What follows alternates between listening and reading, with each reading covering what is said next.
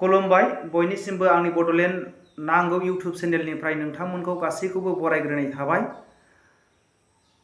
आं सानो नोंथांमोना आंनि थांनाय मोनब्रै भिडिअखौ अनसायनानै 1000 निबो बारा साबस्क्राइबारफ्रा आंखौ हामजानायनि जाहोनाव आरो गोबां सुबुंफोरा मोजां मोजां कमेन्ट खालामहरदों आरो नोंथांमोना 25,000 निबो बारा सुबुंफोरा आंनि जे बे भिडिअखौ नायनानै आंखौ अनसायहरनायनि थाखाय जोबोद रोजा रोजा गोजोननाय थाबाय नोंथांमोननिसिम।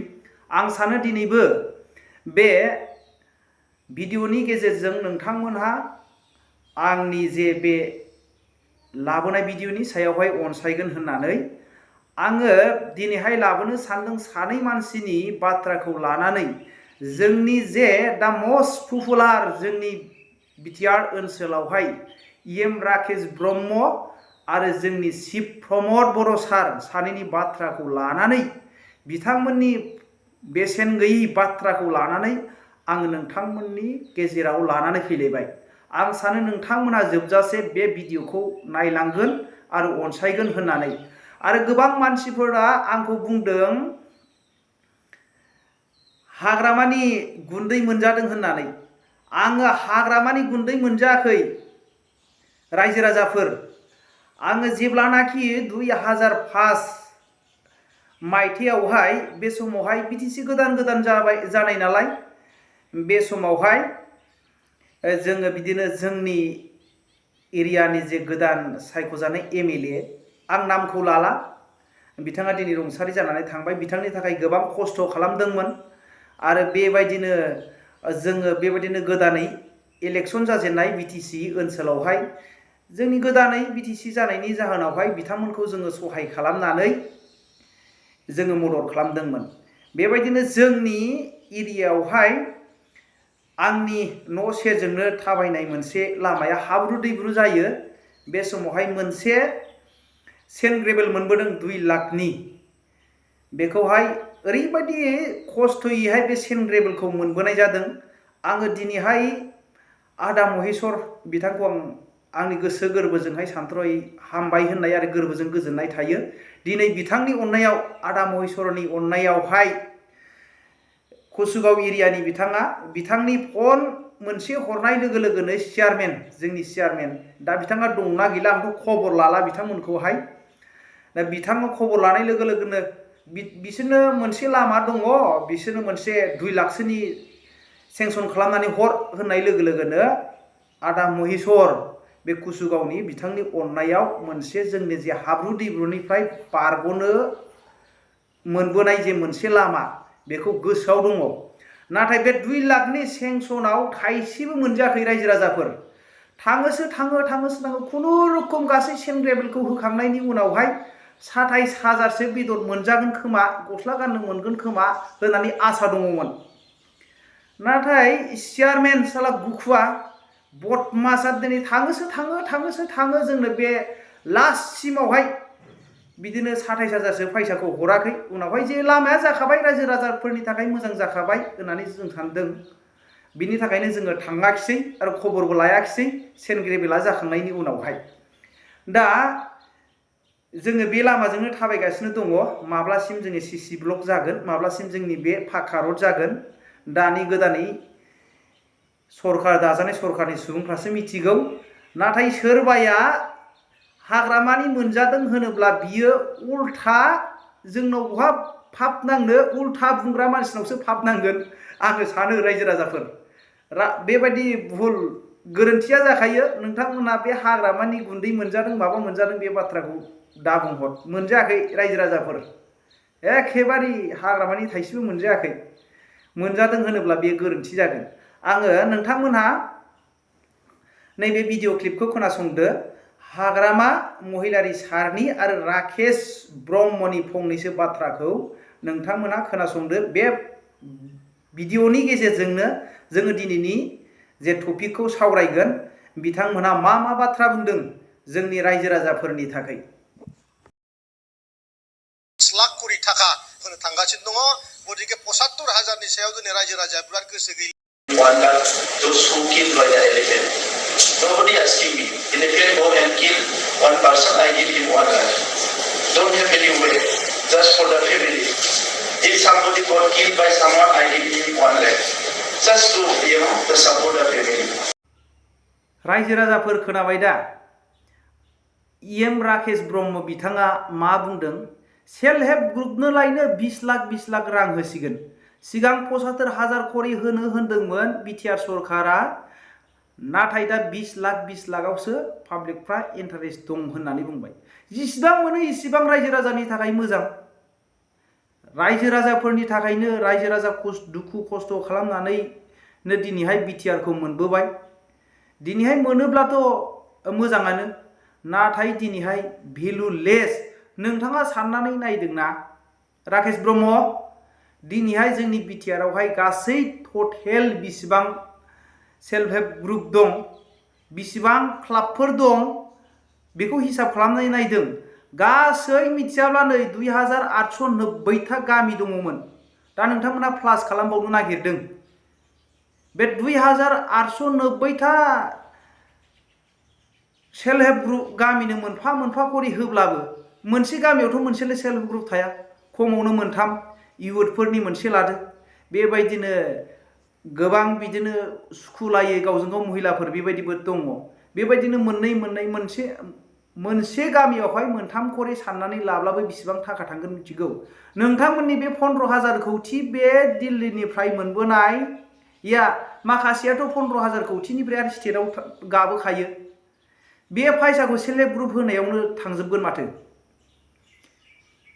सेल्फ हेल्प ग्रुपआवनो थांजोबगोन दिनै नोंथांमोना मा लामा मावगोन मा सोलोंथाइनि मावगोन मा डेभेलपनि खामानि मावगोन मानो भेलुलेस बाथ्राखौ बुङो नोंथांमोना दिनैहाय नों सासे दिनैहाय दामि जोंनि बिटिआरनि सासे लै राकेश ब्रह्म सार नोंथाङा बेबायदि भेलुलेस बाथ्राखौ बुंनाङा 20 लाख थाखा रायजो राजाफोर नैबे बाथ्राखौ गोसोआव ला मोननो हागौ मोनसे मोननै 20 लाख सेल्फ हेल्प ग्रुप बबेबा क्लाबफ्रा बे दिनै बे क्लाब बबेबा सेल्फ हेल्प ग्रुपआ बबे मोनगोन मिथिगौ रायजो राजाफोर गावनि बिसि फिसा गावनि फिसालाफोर गावनि जाथि बंसनि सेल्फ हेल्प ग्रुप मोनसे मोननैखौ होफ्लागोन एग्जाम्पल हिसाबै बेयावथ गावनि फिसा फिसौफ्राबो गावनि जाथि बंसफ्राबो डेभेलप जागोन हिसाबैहाय नाथाय गुबुन मानसिया मोननाय नङा रायजो राजाफोर बेखौ लिरनानै ला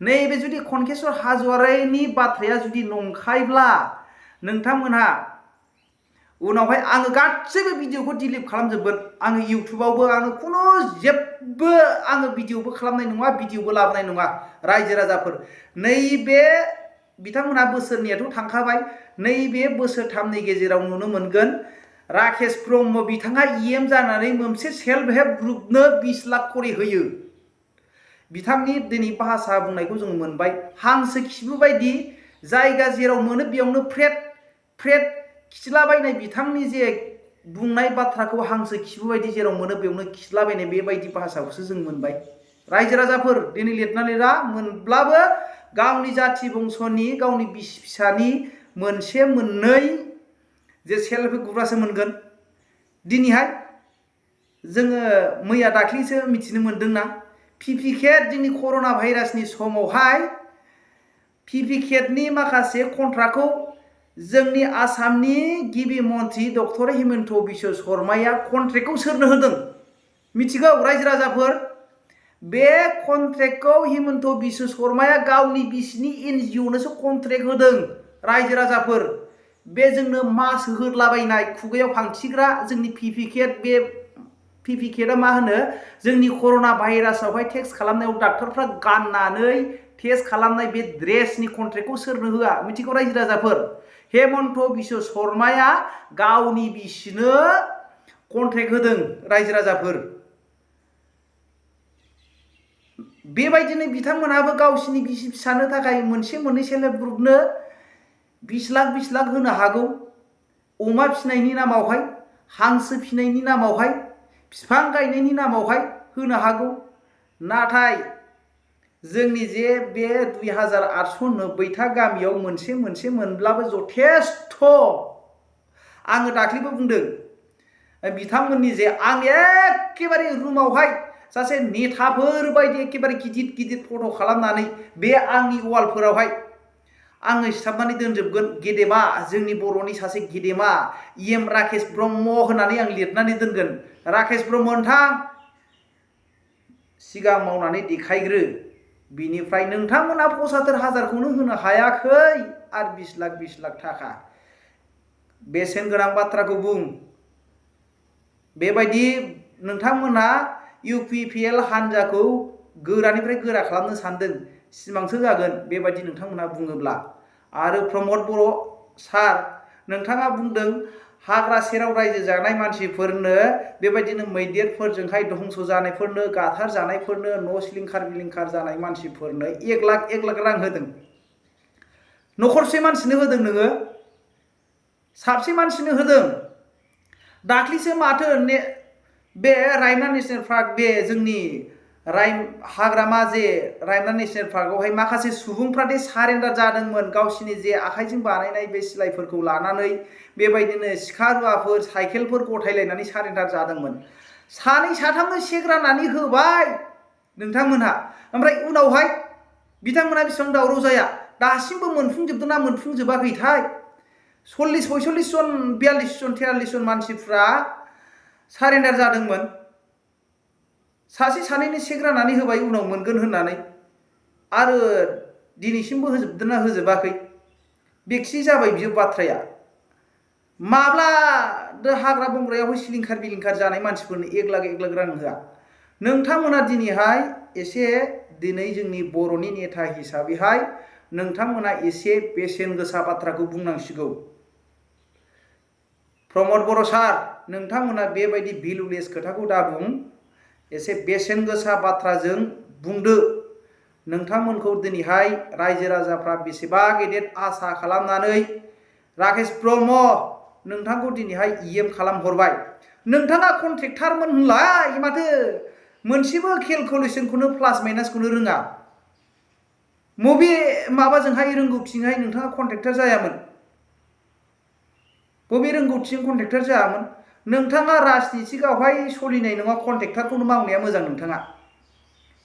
नोंथाङा बेबायदि जानला मोनला हांसो खिबु बायदि जेराव मोनो बावनो फ्रेट खिलाबायनाय बेबायदि बाथ्राखौ दाबुं। आरो नोंथाङा एसे ड्रेसफोरखौ एसे सिम्पोल गान। मा लावखार बायदि स्पटिं गला गल बेबायदिखौ गाननाय बेलाय मोजां नुवा सार। एसे मोजां ड्रेस गान, सिम्पोल ड्रेस गान, एसे मान होजाथावथाव। बे मिथिं दावथिंफ्राव नोंथाङा बेबायदिनो लावखार बायदि, बेबायदि लावखारफ्रासो गानो बेफोरखौहाय, सिंगारफ्रासो गोसोबायदि बेबायदि मोजां एखेबारे मडेलिंफ्रासो गानो। नोंथाङा दिनै मडेलिं खालामबावनायनि सासे माबा दंबावो नामा? नोंथाङा ओंखायनो ड्रेसखौबो मोजां गान। बे भिडिअनि गेजेरजों नोंथाङा नायसनदोंब्ला गावनि आखलखौ सोलाय सार, गावनि आखलखौ एसे सोलाय। एसे बुंनायनिफ्राय नोंथांमोना जेसेबां बुंदों बेखौ मावनो थाखाय नाजा। दिनै नोंथांमोननि बेबायदि गोदाव सोराव बुंलाबायनाया UPPL हान्जाया माइनासनिफ्राय माइनास जाबोबाय थागोन। प्रमद बर' सार जेरै बाथ्रा बुंदों एरै बुं, माव। नोंथांखौ दिनैहाय मोननै बियाबावहाय देरहाहोनानै मा होनदों चिफ खालामहरदों जोंनि BTCनि। नोंथांमोनहा बेबायदिनो सिनसियार मावनो हास्थाय। नैबे आङो भिडिअ क्लिप लास्टआव एसे होगोन, बिसोरनि थाखाय खामानि माव। दिनैहाय आलाय सिलाय मैगं फाननानै जानाय, बेबायदिनो सि दानानै फाननानै जानाय गथ'फ्रा दिनै मेट्रिक पास जालांबाय। बिसोरखौ नायै नायै अनसुंथाइ हो, फरायनो हानायनि सुबिदाखौ हो। नोंथांमोनहा बेफोरनि थाखाय मावनो थाखाय आखायाव ला। नों बासनल' गिदिर गिदिर बाथ्राल' बुंनाय, मोनसेबो खामानियाव उदायै बुंनायल'। राकेश ब्रह्म नोंथांमोनहा सिरियास लानानै खामानिखौ माव। बेबायदि बुंलाबायनानैल' जाया।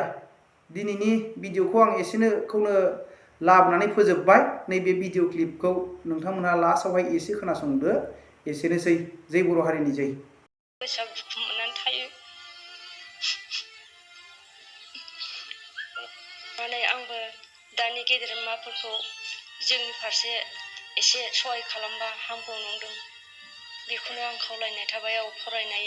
फरायनो गोसो आरो फिसालाबो दङ सासे।